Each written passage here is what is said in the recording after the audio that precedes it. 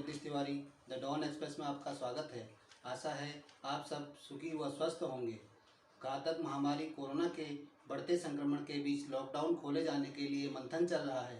वहीं testing kits को लेकर भी नए नए सवाल सामने आ रहे हैं। रैपिड एंटीबॉडी टेस्ट किट के लिए रिजल्ट सही न आने का मामला तो चल ही रहा है। किट्स की कीमत को लेकर भी सवाल उठ रहे हैं। सोशल मीडिया पर कुछ लोग गलत जानकारी भी साझा कर रहे हैं। टेस्टिंग किट्स की कीमत से जुड़ी एक ऐसी ही सोशल मीडिया पोस्ट के आधार पर कांग्रेस नेता और पूर्व सांसद उदित राज ने आईसीएमआर से सवाल किया है। उदित राज के इस सवाल पर आईसीएमआर ने जवाब दिया है और ऐसी किसी भी जानकारी को गलत करार दिया है। दरअसल उदित राज ने जिस पोस्ट के आधार पर आईसीएमआर से सवाल किया था उसमें दावा किया गया कि कुछ कंपनियां टेस्टिंग किट कम कीमत में देने को तैयार थी, लेकिन ये ठेका एक गुजराती कंपनी को दिला दिया गया जो कई गुना ज़्यादा कीमत में किट्स दे रही है। इस जानकारी को आईसीएमआर ने सिरे से खारिज किया है।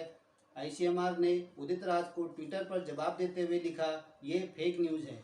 आईसीएमआर ने जो कीमत तय की है उसके हिसाब से आरटी-पीसीआर टेस्ट की कीमत 740 से 1150 के बीच और रैपिड टेस्ट की कीमत 528 से 795 के बीच रखी गई है।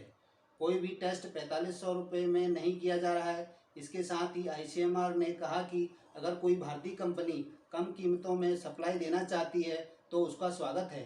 ज्ञात हो कि रैपिड एंटीबॉडी टेस्टिंग के रिजल्ट की सटीकता पर राजस्थान सरकार ने सवाल उठाए थे, जिसके बाद आईसीएमआर ने ये टेस्टिंग बंद कर दी है। राजस्थान के अलावा पश्चिम बंगाल ने दावा किया था उनके यहाँ खराब टेस्टिंग किट भेजी गई ही। इस पूरे विवाद के बीच टेस्टिंग किट्स की कीमत का मामला भी गर्मा रहा है। कोरोना की जांच में उपयोग होने वाली चीन की रैपिड एंटीबॉडी टेस्ट किट के लिए भारत को दोगुनी कीमत चुकानी पड़ी है। भारतीय डिस्ट्रीब्यूटर रियल मेटाबॉलिक्स ने भारत सरकार को कोविड-19 टेस्ट किट ऊंचे दाम पर बेचा है।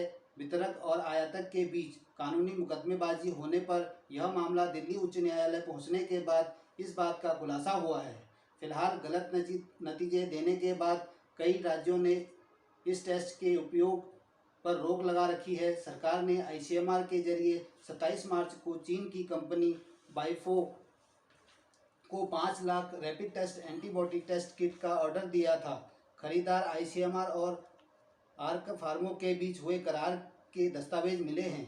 चीन में भारतीय राजदूत विक्रम मिस्री ने 16 अप्रैल को ट्वीट में लिखा था, रैपिड एंटीबॉडी टेस्ट किट और आरएनए एक्सट्रैक्शन किट समेत 6.5 लाख किट्स को भारत भेज दिया गया है।